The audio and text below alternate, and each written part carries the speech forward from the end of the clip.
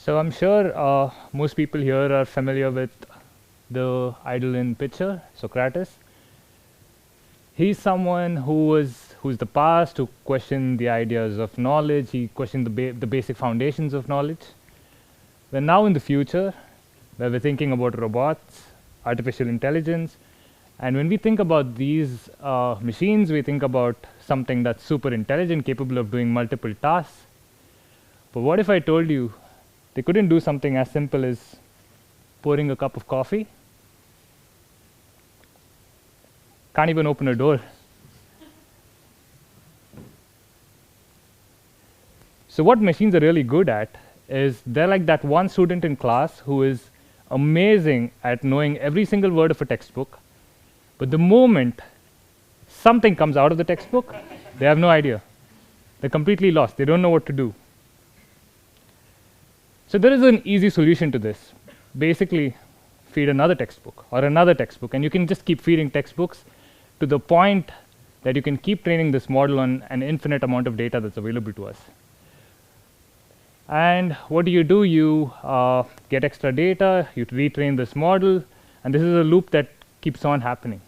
But there's a cost of this, a cost that's hidden, no one talks about, which is that these machine learning models or AI models are trained in data centers in countries, and they use so much electricity, generate so much heat, that you need to use water to cool it down. And there is a simple procedure in which you have a set of water, and that water is being used, passed through to a chiller, and that is kind of cooling these machines down. Now we're in a state in this world where we're having a horrible water crisis. Where I'm from, in Bangalore, India, we're at a point where we're being advised not to use things like washing machines, dishwashers. People are lining up in queues to just collect drinking water. And so this way of training models is not sustainable. How many of you here are familiar with ChatGPT? Oh, everyone? So what if I told you every single conversation you're having with ChatGPT is requiring half a liter of water to process? This is what I was talking about to cool down the machines after it's been trained, or if it's running inference, whatever. That to train this entire model once, we needed roughly 700,000 liters of water. And these models are typically trained, I would say, at least probably hundreds of times. You're constantly fine-tuning it, and so you can imagine the amount of water that's been used on this. And so if you want to think of it in context of electricity, so how much electricity is being used? So now let's talk about one run of ChatGPT. The amount of electricity it uses is equivalent to 17,000 houses in the UK for an entire month. And again, this is just one run. So if you're talking about 10 runs, you're talking 170,000 houses in the UK. And this is not sustainable. So we as humans, we need barely any examples to look at something and understand what this is. So this leads to the point of my talk. Can we train machines to learn like humans? So how many of you here can guess all the 4 animals that's there here? I'm assuming everyone. I'm hoping everyone. So what this is basically, we have seen this type of images of these different animals so many times from when we were kids all the way to now, that we have learned to understand, okay, we see this image and we know it's a cat or it's a bird, it's a lion, tiger, whatever. And basically what this is in machine learning terms or in AI terms, it's supervised learning. Now, sorry, how many of you can guess which of this is an AI? Okay, so I can say maybe 5% of the audience, and it's good, you guys clearly know a lot.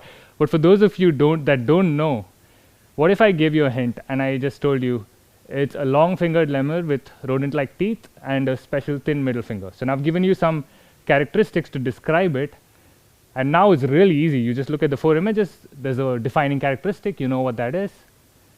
So this type of hints or knowledge that we're giving is kind of making these things easier for us. So a lot of you here have probably never even seen this before.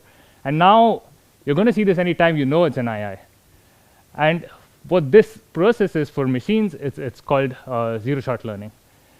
Now, for us as humans, like I said, we look at an image, it's easy for us to understand, okay, a cat has whiskers, it has ears in a certain shape, and so on.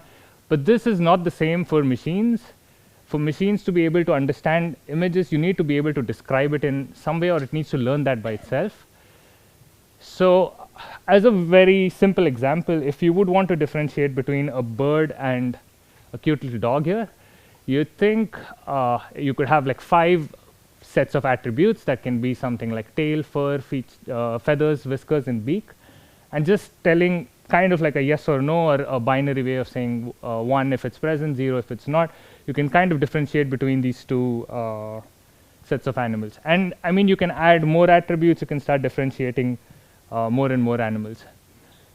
But what this does, sorry, before I go, so when I was talking about supervised learning, the whole concept is that you see so many examples of something, and if you have 2 sets of images, and one's your training set and one is your test set, your training set and your test set have images from the same classes. So you see images of a bird so much over time, and now you see it at test time, you know that this is a bird. But for a machine, now it suddenly sees an image of a cat. It's never seen a cat before. How is it supposed to understand what a cat is? It only knows what a dog is and what a bird is, and so it has no idea about cats. So in this traditional form of supervised learning, what you do is you again pass hundreds of thousands of images of cats, then you have to repeat this entire process. You train this machine, okay, this is a bird, this is a cat, this is a dog, and now at test time is able to predict what a cat is. Now, is this something that's feasible? You're going to, every single time you want to predict a new class, you're going to have to add this, pass it through, train the machine again and again. So what if, when I was explaining the concept of zero-shot learning, I told you we can describe these images with a set of attributes, and machines can understand this better. So you pass hundreds of thousands of images of birds and dogs. The machine over time understands, okay, these are the set of attributes present. How do I find it? It does so. That's what a machine's supposed to do. And what you can do now is you pass an image of a cat. It does not need to know it's a cat. It can just tell you, okay, this particular image has these set of attributes present. And the nice thing that we can do with this now is that we can match this set of predicted attributes to being a cat. So a little bit more detail on how this is done is, like I said, you pass in images of cats and dogs, hundreds or how many ever you want. So the model learns over time to predict where a beak is, if it is present or if it's not present. And so it learns these kind of things with multiple images. And at test time, now it gets these set of images it has never seen before. So for example, that I was pointing out, cats, or you can even take an example for zebra. And you have these set of attributes that describe these images. And I gave a kind of a simple example of 5 attributes. So typically would have maybe 50 or 60. And so when you pass an image, you predict the set of attributes. And then what happens? You have this model, you pass an image. That model is going to give us a set of attributes. But what do I do with these attributes? You match them with pre-existing classes. You see, okay, this is not a horse, and okay, this is a zebra. So in the real world, there are a lot of cases where we do not have enough data. And so the form of supervised learning that typically machines do is not something that can continue being done in the future. So one prime example of this is when COVID-19 hit us. It was a new disease, something, a pandemic of that scale, but that disease was never seen before. So how can we expect a machine to be able to predict, okay, this person has COVID? So a really nice thing is, like I showed, if you pass an image and you could detect, like, say, features of the image, like the presence of a face or a tail, you can go a bit more detail. And in medical cases, you can predict the presence of lungs, hearts, or some particular organs you want. And you can describe it. Say, okay, COVID-19, the lungs enlarge, or some particular part, something happens. So if you can describe that, you do not, the machine has never seen COVID before, COVID-19 or X-rays of people having COVID before. But now it can just look at this, it can see the description that these organs, these changes have happened, and it can tell you that this is a person who has COVID.